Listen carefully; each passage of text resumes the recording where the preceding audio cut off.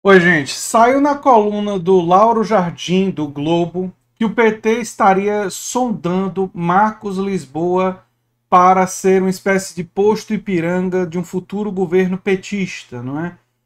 O Marcos Lisboa negou a informação, mas o Lauro Jardim manteve a reportagem porque ele confia nas fontes que ele tem. Então, a gente tem que classificar essa sondagem como um rumor ou, enfim, não é algo que a gente possa afirmar. Porém, o Marcos Lisboa ele foi secretário da política econômica do governo Lula, não é? Eu tenho as informações aqui, vou colocar inclusive no comentário fixado, não é? Ele exerceu a função, enfim, de secretário da política econômica do governo do Ministério da Fazenda do governo Lula, não é?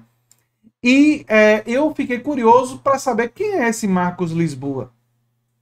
Né? Não conhecia muito bem, um economista, não é? Diretor da INSPER, e aí eu encontrei uma participação dele no Roda Viva e eu assisti. E ele tem uma visão extremamente liberal. É bem liberal, sim. Quando foi questionado sobre a situação do Estado brasileiro, ele focou muito na questão dos gastos públicos, na necessidade de uma reforma da Previdência, mas não falou da natureza da reforma. Quando ele falou sobre a necessidade de uma reforma tributária, ele focou muito na simplificar o sistema tributário, mas não tocou no assunto da necessidade de transformar esse sistema em muito mais progressivo. Então, o Marcos Lisboa é um desses economistas liberais, digamos assim, menos agressivos e menos toscos do que o Paulo Guedes. Não dá para dizer que ele é igual ao Paulo Guedes. Ele inclusive se ofendeu quando ele foi comparado com o Paulo Guedes, né? Mas ele tem uma visão muito mais liberal e a entrevista dele no Roda Viva deixa isso absolutamente evidente. E ele já serviu no passado no governo Lula como secretário de política econômica. Então ele é uma pessoa que não seria nenhum absurdo pensar que poderia voltar a servir a um futuro governo petista. E se caso isso aconteça, ou se ele integre a parte da administração ou do projeto petista para 2022, eu vou logo avisar as pessoas que por acaso sejam petistas aqui do canal que eu vou criticar duramente. Aí teve uma pessoa que disse assim, quando eu discordei de Lula em relação à Caixa Econômica virar capital misto, ele disse, vá falar das privatizações do governo FHC. O governo FHC, os governos do PSDB, para mim, claramente já foram embora do espectro completamente liberal na economia. O Emerson Leite, não é? Governador do Rio Grande do Sul, não é isso?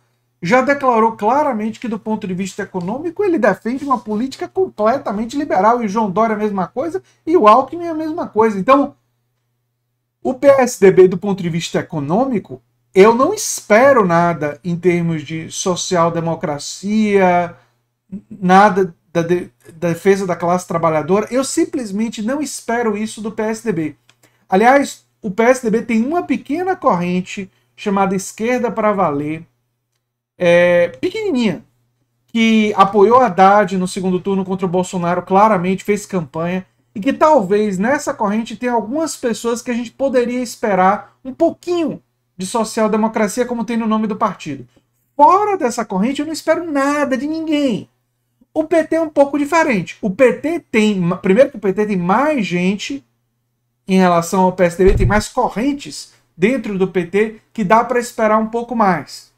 Segunda coisa é que o PT, quando governou, teve políticas liberais, teve Meirelles, teve Marcos Lisboa, mas também teve políticas de expansão da educação, do ensino superior, políticas sociais focalizadas, que aliás é como o Marcos Lisboa defende e como eu não defendo. Eu defendo garantia de direitos sociais universais. Para mim, a política focalizada, embora importante, não deve ser a prioridade, porque elas, como eu já expliquei aqui no canal, as políticas focalizadas elas tendem a ser políticas de governo e não de Estado.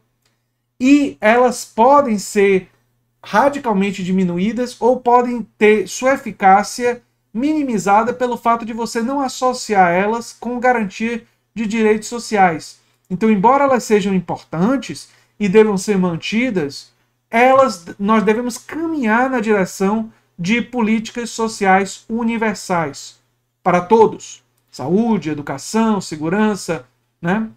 Sim, ter políticas focalizadas para habitação, para a população sem teto, sem dúvida, são políticas importantes, mas a gente não deve trabalhar apenas com essas.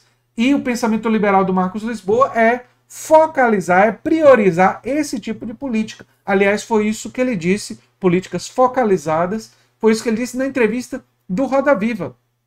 Ele deixa muito claro, aliás, esse é até um elogio ao Marcos Lisboa, que diferente desse pessoal liberal que tenta iludir e que faz uma coisa assim, sem deixar claras as suas visões e sua perspectiva, ele não.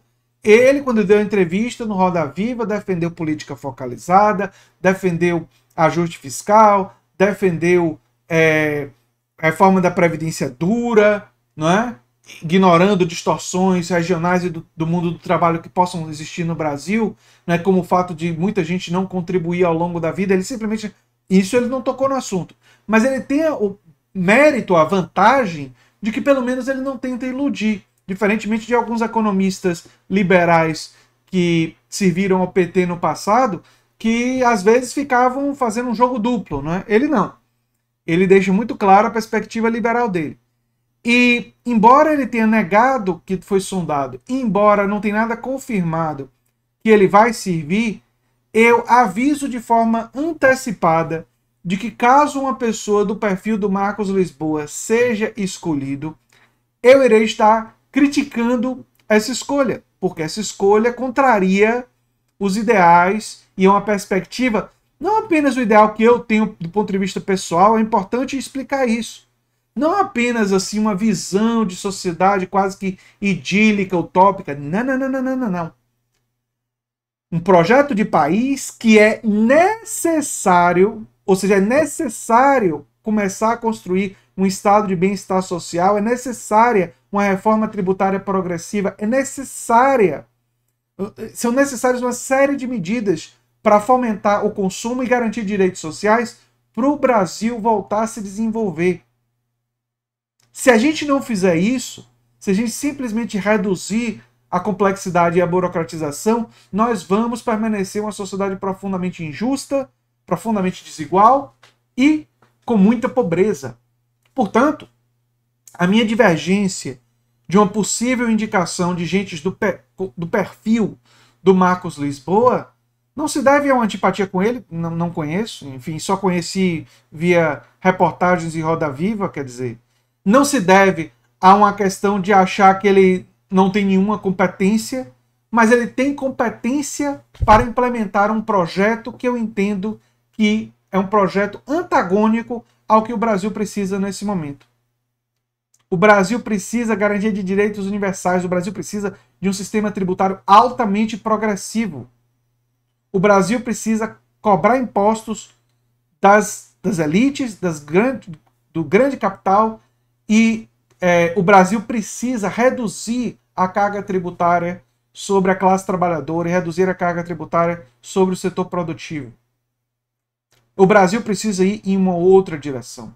O Brasil precisa garantir uma renda universal de cidadania para todos os cidadãos.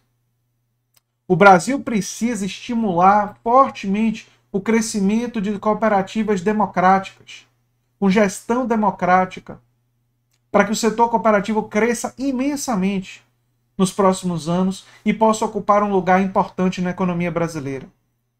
E nenhuma dessas ideias que eu defendo, que eu entendo que são fundamentais para a superação da desigualdade, para a superação do subdesenvolvimento e para a gente desenvolver o país, são defendidas pelo Marcos Lisboa. Ele não enfatiza essas ideias.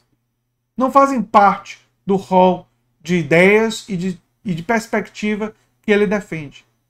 Então, embora isso ainda esteja classificado como rumor, é bom abordar para dizer que é possível, porque ele já serviu no passado, e que caso pessoas do perfil dele, e aí não estou falando só dele, qualquer pessoa de um perfil semelhante ao dele, que venha a ser alçado pelo Partido dos Trabalhadores a posição de destaque na coordenação e orientação da economia, irá sim receber críticas nesse canal. E é bom a gente avisar antes, porque aí quando a gente criticar, o povo não diz: ô André, pensei que você apoiava esse projeto. Não, não, não. Eu apoio uma perspectiva de esquerda, que vê a construção de uma social-democracia nos moldes europeus, não é? Que tem progressividade tributária e que tem garantia de direitos sociais como a base, como ponto de partida. Nem de longe é o ponto de chegada. Porque o ponto de chegada, gente, está muito mais distante na transformação de uma sociedade que democratiza a política e democratiza os espaços de trabalho. E é só para deixar isso claro antes, né? Porque as pessoas podem se surpreender no futuro. É óbvio que em um segundo turno contra Bolsonaro, mesmo que o PT esteja com assessores assim, mesmo que o Ciro Gomes se alie ao DEM, qualquer alternativa é melhor do que o Bolsonaro. Então, assim, eu não vou simplificar, né, de que qualquer força política que seja minimamente civilizada, chegando no segundo turno contra Bolsonaro, eu vou apoiar para derrotar Bolsonaro.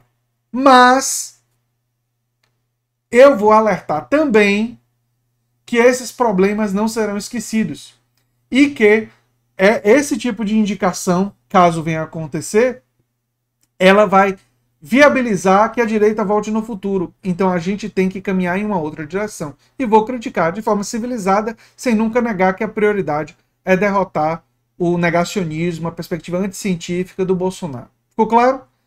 Eu sou André Teixeira Jacobino, canal Nova Máquina do Tempo, e a gente se vê em breve em um novo vídeo. Tchau, tchau, gente.